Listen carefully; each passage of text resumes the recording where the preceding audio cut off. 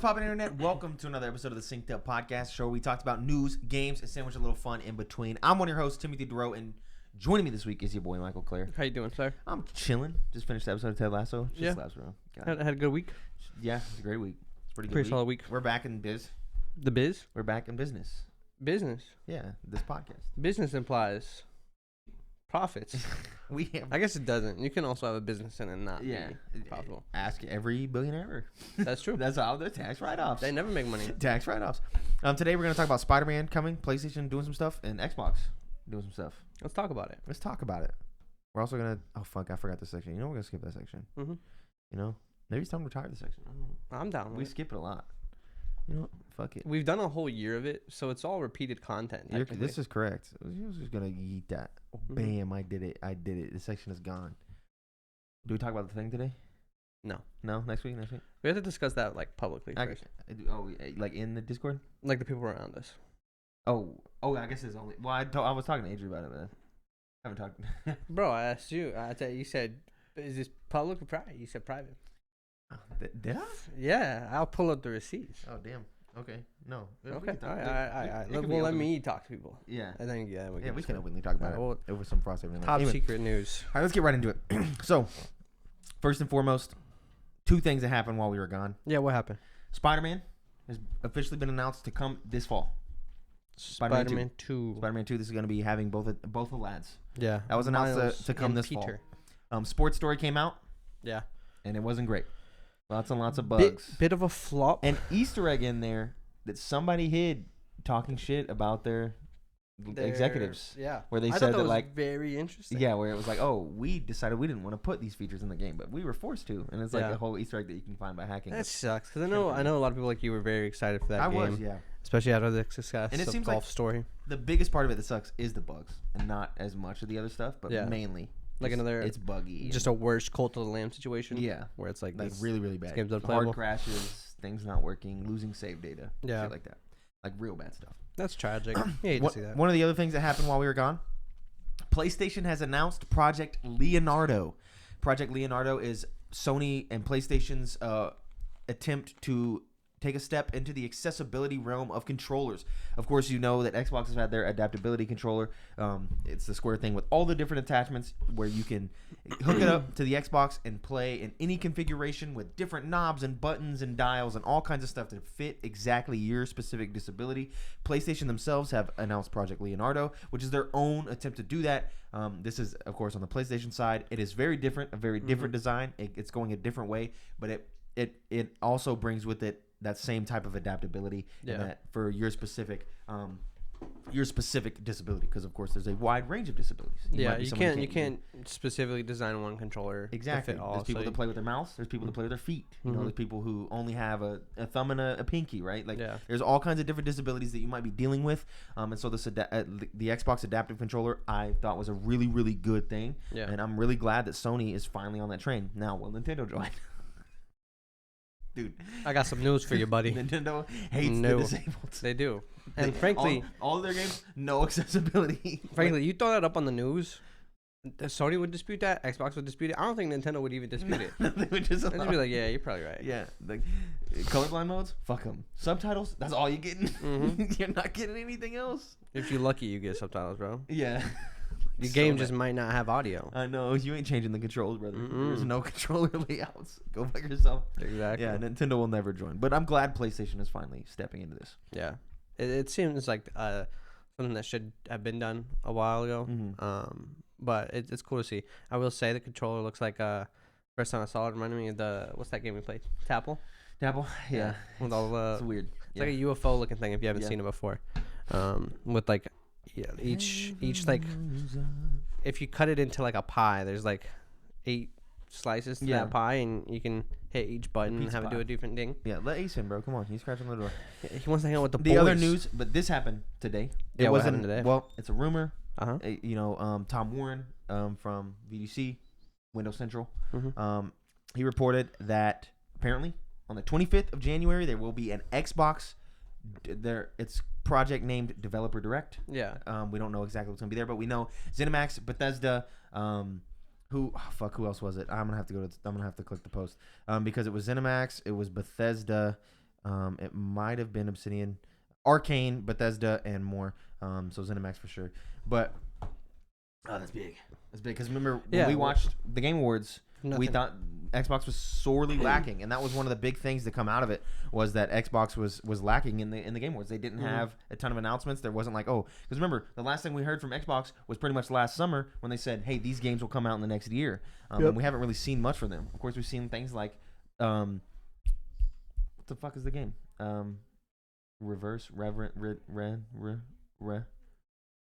Replaced. Oh, we've seen Replaced, and I know that's their thing that they got going on. Let's see. So Redfall, Forza Motorsport, Minecraft Legends are all expected to appear. Starfield might be skipping the show entirely. Microsoft is expected to announce this event in the coming days. We'll probably see more of Avowed. Avowed's kind of in the mix. Hellblade, we got that coming up. Where's Fable? Going on with Fable. There's a lot of unknowns. Xbox is poised to finally have like a good year. It's got to be this year or next year. Xbox where all your bangers start lining up. Yeah, Xbox has a great year for their platform in terms of Game Pass titles, day one third-party titles. But in terms of Xbox, you just played the God of War series, which we'll talk about later on in the show. PlayStation has hitters, bro. Yeah, they have hitters. But Xbox, I will always concede, does not have. They don't have hitters. They don't get the biggest hitters. They do not. You get like one hitter maybe a year from Xbox. We're starting to get where they have enough people that we can get those hitters. Starfield is a big hitter. That's going to be crazy good. I think Avowed will be that real nice fantasy itch that we've been looking for.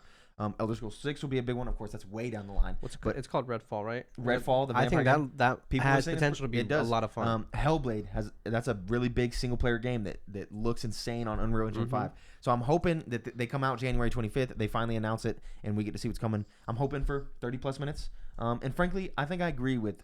I hope Starfield skips because we don't need it. We don't need it. I don't think there's anything you can tell me that we should make room for the others. Yeah. Redfall specifically gets maybe an announcement on a specific date. Anything for Fable. Yeah. Pretty much anything at all. And then all we've seen of Avowed is 2.5 years ago we seen a little teaser trailer, and we just know it's a fantasy type game being made by Obsidian, who is goated. You know what I mean? Like Obsidian makes great games, and they've worked on games like that with Bethesda in the past, with like their Fallout franchise and the Elder Scrolls franchise. So to see their own little thing into that first person fantasy game like Skyrim, we haven't had that itch scratched in a while. So I'm excited for this event. Me too. I think we've as Xbox boys, we need something. It's due. It's definitely due. Definitely due. That's it for the news this week. Before we get into the games we've been playing, which that's going to be a fast section, I've been playing a lot because I got myself a Steam Deck. I'm also going to talk about the Steam Deck. And you got a library of stuff to talk about. I know. And then you also played both the God of Wars, which is going to be a fun discussion. So before we get into that, a little bit of housekeeping for you. If you enjoy this show, you should consider supporting us on Patreon at patreon.com/syncedup, where for $1 you can get access to our lovely Discord where we continue to play and talk about Marvel Snap. Or for $5 you can get access to that Discord and all the post shows of the shows that we do and many more goodies, all from youtube.com/synceduppodcast and podcasting services around the globe. New episodes of this show specifically go up in all of those feeds Tuesdays, 7 a.m. Central Time Zone gang. You should also consider following us on Twitter at synceduppod to keep up to date with all of our content from across the board. So, the what you've been playing section. Yeah. Okay. I'm going to start. 3 for you, 1 for me. Sure. I'm going to start. I, of course, got myself a Steam Deck for Christmas. You did. Didn't get to talk about it last week because we were doing our Game of the Year talks. Yeah. And we decided to skip most of that. It was a long ep anyway. But here we are again. I got my hands on a Steam Deck. My fiance and my brother split the cost of a Steam Deck to get it for me for Christmas. Of course, my brother's still reaping the benefits of that. See him playing a little pogo stuck over there. You're trash, kid. Yeah. No, this shit's difficult, bro. What percentage have you gotten to? I was at like 20% of the first level, bro. I just couldn't. I'm just bad, bro. That game's impossible, bro. It's so fucking hard. Anyway, so the Steam Deck. Yeah. That's a fucking device, bro. It is. Going into it, I knew it was going to be good. I wanted it really bad. But actually getting my hands on it, I completely understand. That is a device for the ages. I think people are missing out by not fucking having one of these. And having the 3 different price points is a great thing for Steam to do to try to make it more accessible to individuals if they want to forego the SSD to get in there and have a cheaper option for them. It is a very expensive buy-in anyway, even at that lower price point. I of course got the most expensive one with the SD or with the SSD, the big storage, the all the crazy stuff. And it's fucking popping, man. It's crazy how smooth games run on there that really should not. Yeah. Like how Elden Ring just works great and looks great on a fucking Steam Deck. Yeah. It's crazy. A buddy of mine did a review video over that, and I watched it, and that was like one of his biggest things was like, there are games you 100% think will definitely lag on the Steam Deck, but it does not. It doesn't. It's crazy. Was playing through a lot of Dark Souls 2, going into that, trying to get the 100% in that. Doing a lot of things, just playing a lot of games because your Steam library gets fat with lots of winter sales, summer sales. You go and you buy yourselves humble bundles, and you have a very large Steam library. So I found myself, especially with Steam sharing with Noah, who majority plays on Steam, I found myself having a huge library of titles that all worked great on Steam Deck. And the Steam Deck does a very good thing on Steam now, where they label everything with a little detail section that you can click. Yeah. If it's a green check mark, it's specifically meant for the Steam Deck. It works great. If it's a yellow icon, there's some problems, and then you can click it, and it'll give you a breakdown exactly what those problems are. Sometimes you might see a game where you're like, oh, there's some problems, and you click it, and the problem is, oh, sometimes you need to use a keyboard to type some stuff in, and so you have to pull in the on-screen keyboard. That's not a big problem at all. Yeah. And the game still runs perfectly fine, like it's optimized. He also said that you might think, oh, there's some games that aren't optimized here, but it doesn't mean it doesn't run fine. Civ is not optimized for the Steam Deck, but because the trackpads are so good, I cannot believe myself in 2022 or 2023 saying a trackpad is good. I fucking hate trackpads on laptops and everything. They're horrible. On the Steam Deck, it's so good. It feels smooth. The haptics make it feel great, and it's just I played Civ and was able to quickly navigate my 5 to 6 cities across the map after being on turn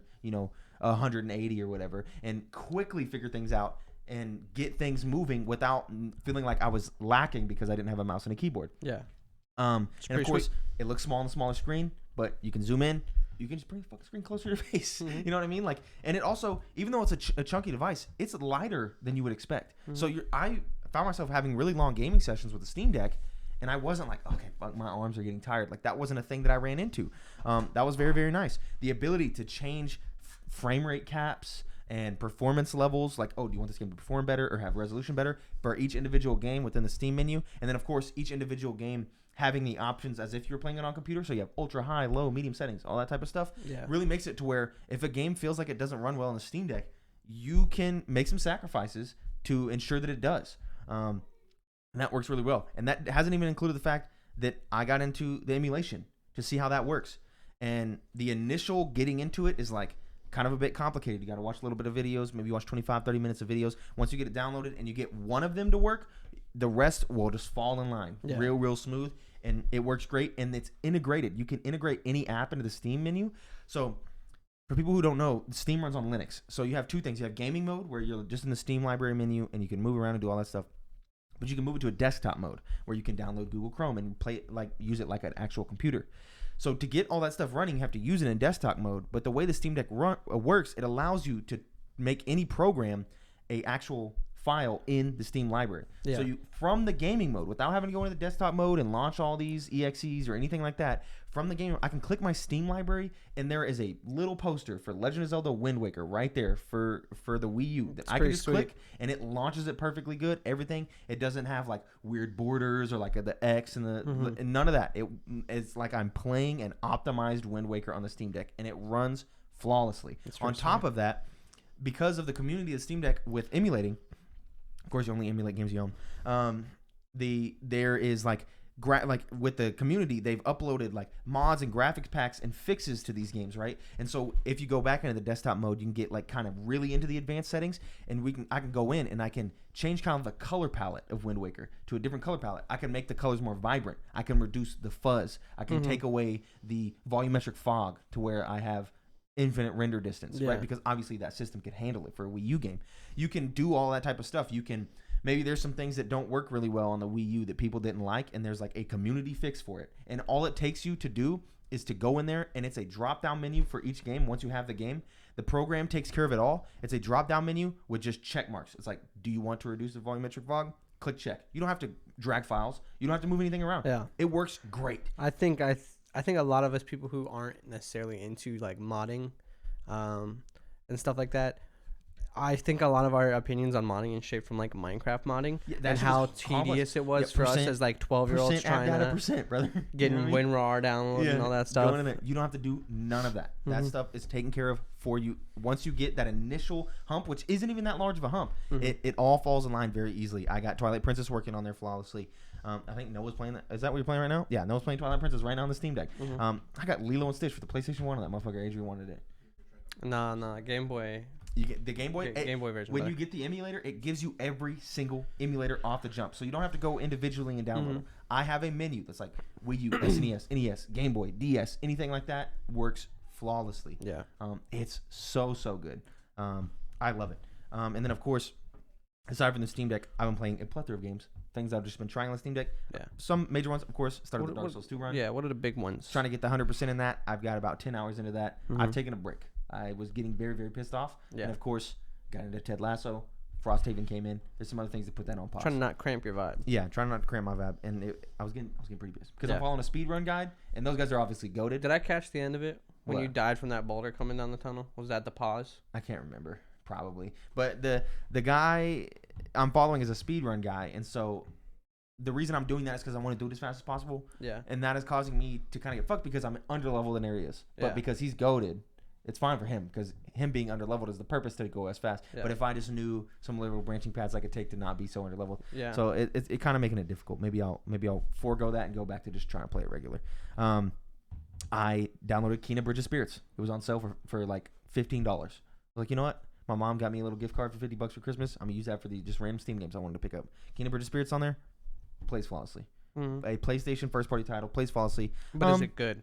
Tell me about the game. I think it's just kind of okay. I don't think I have. It's kind of like Ratchet. Yeah. And I don't think I have time for that in my life right now. Yeah. But so I think because of the Steam Deck and how accessible it is, I will jump back into it because I didn't play The Witness for a week and a half, which is another game I started playing, and I jumped back into it the other day and did like 15 puzzles. And it was very, very nice. And I finally understand why The Witness is great.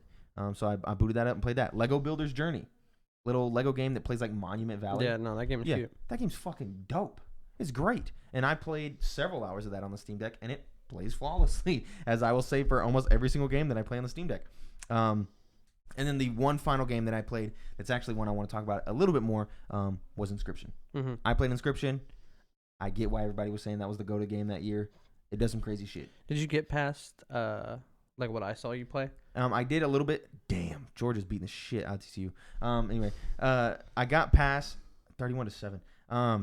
I got past the videos and did some more stuff, and then I got into like a top-down. Like the game turned into a different game. Yeah, like a completely different game, and I was like, "What the fuck?" And so now I'm going through that. Noah says there's like a third version, and so I'm gonna get to that. But this second version is wild, and I will say I'm shocked that didn't ever get out. Yeah, no, like, it's crazy. Like, because we were definitely aware of Inscription when it dropped and everything like that, but I don't remember hearing anything about it doing like interesting stuff. Even with all of its like really cool weird stuff, it just plays as a really good deck building roguelike. On top of that, like it plays good, and of course, like the second game is not a deck building roguelite. It's like a deck building. I don't know. You're on a regular map and it's persistent. But the first, like it's there's like an endless mode you can play for the deck building roguelike part. It's good. Like it's a good deck building roguelike. The mechanics are interesting and unique. It's like a interesting take on deck building of the way you deal damage and move the scales and stuff. I think it's definitely worth playing. Like if it ever comes to console, I think you should pick it up. It's pretty good. Anyway, yeah, that's all I played. I'm pretty sure. That's it? I'm pretty sure that's all I played.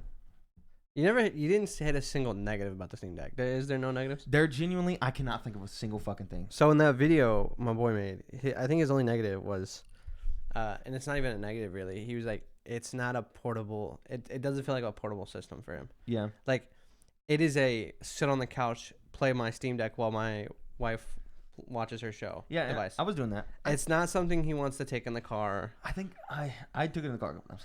Yeah, I did. But of course, with the package that my brother and my girlfriend, fiance bought me, mine came with this carrying case and all this stuff to make it more portable. Yeah. So that's possible. The way he described it, he was like, portable devices to me are like the DS, the Game Boy, and stuff like that. Yeah. Like the Switch is almost not a portable device. It feels like a Switch. If it can't fit in your pocket, it's kind of that way. It feels on the level of a Switch. It really does. Because that thing is chonky. It is. It's big.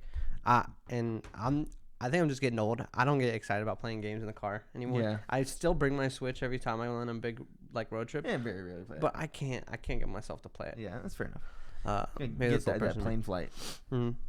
Anyway, I've been playing Ragnarok. And the first God of War as well. Has it been? Did we not talk? Had I not beaten it last week? You hadn't beaten it yet, I don't think.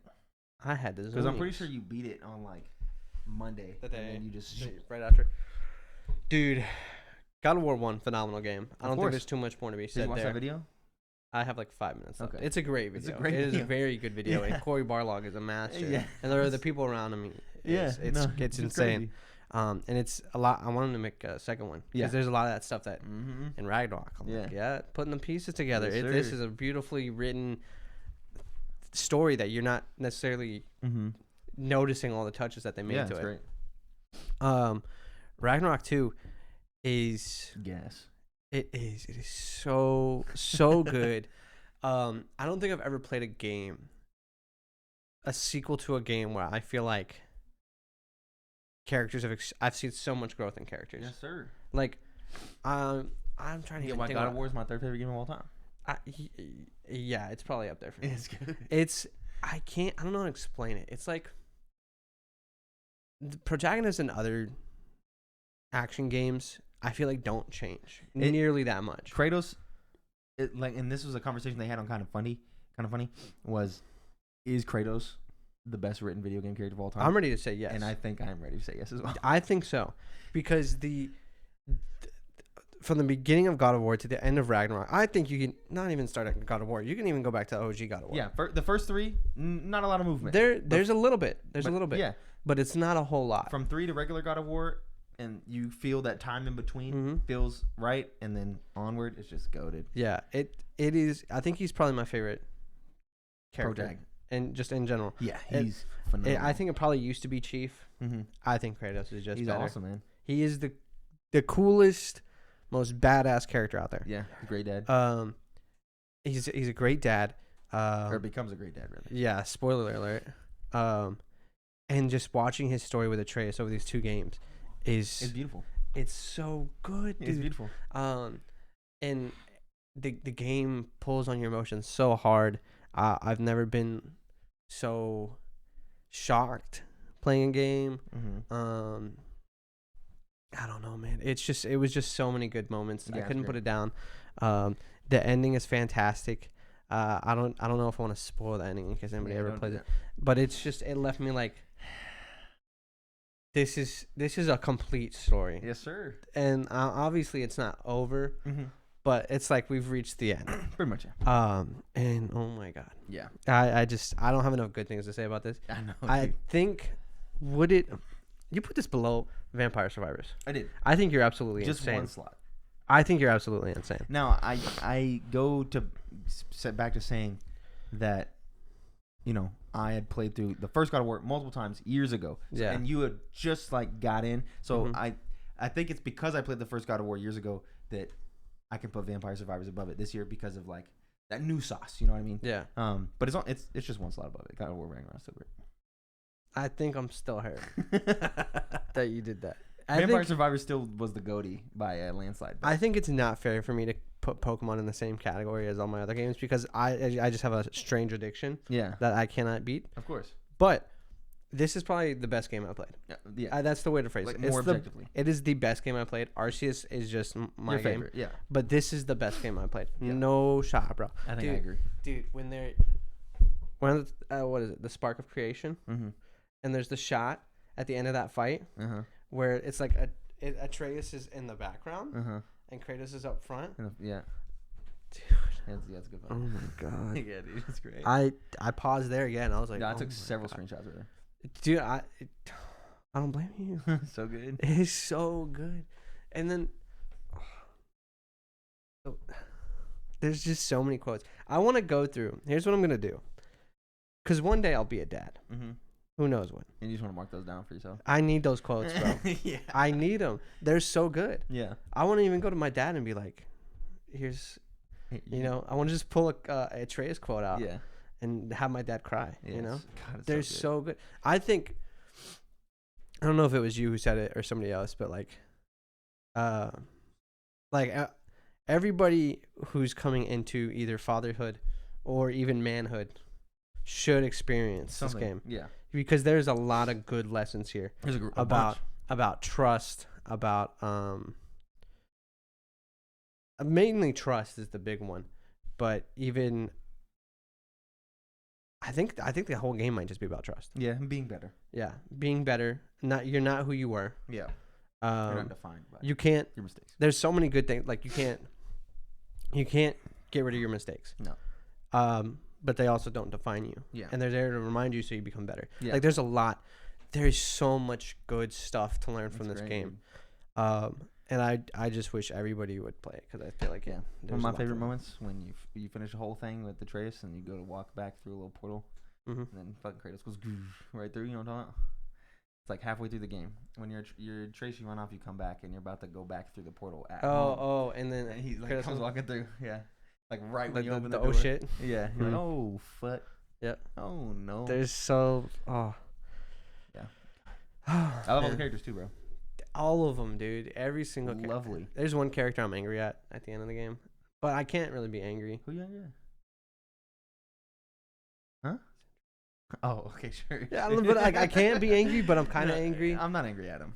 No, I'm not angry. Because I love all the characters, man. Yeah, I love them, and that's like My favorite character, I think, is Ingrid Boda. She's great. Ingrid Boda? I don't think she's my favorite. I love her, bro. She's cool. She's dope. But I don't think she's my favorite. Who is my favorite? And her little arc is great too. I feel like Kratos is a cop out. Yeah. So I'll say my favorite side character. It does feel like the dwarves are really up there in this one too as well. The dwarves, because in the first game they're there and they're kind of important, but they're not fleshed out. In this game, so good. Like Brock has an amazing story in this game. Yeah, dude. God, he's so good. I like Thrud. Thrud's great. Yeah, Thrud is great. Little on the nose with Thrud, Thor's daughter. Yeah. Yeah. Well, that's how it is in the mythology. I think that's so stupid. It's dumb as fuck. Yeah. I hate it. Freya grows so much too. Sif, yeah. Because Freya at the end. It's great, dude. Where she's like, it's great. This will not make me whole. And you're just like, oh my god. Yep. Oh my god. It's so good. They were cooking, dude. Let them cook. I can't wait for the next one. But I don't think we're getting a next one. It makes so much money, brother. Well, we're not getting a next. Like Norse? Piece it together. Oh, sure. Yeah. We'll see what happens. We'll get a new game. We'll see what happens. We'll get a new series. No shot. No, it's. We'll see what happens. Yeah, we're gonna get God of Mischief. God of Mischief, probably. Anyway, that's it. You play anything else besides that? I don't think so. Just like some Marvel Snap and shit. Oh, I'm always playing. Of course. Anyway, that's it for this episode of the Synced Up Podcast. Thank you for watching or listening. If you support us at the $5 tier, you can get access to the post show that we're about to do. Patreon.com/synced up right now. Everybody else, we'll see you guys next week. Right here.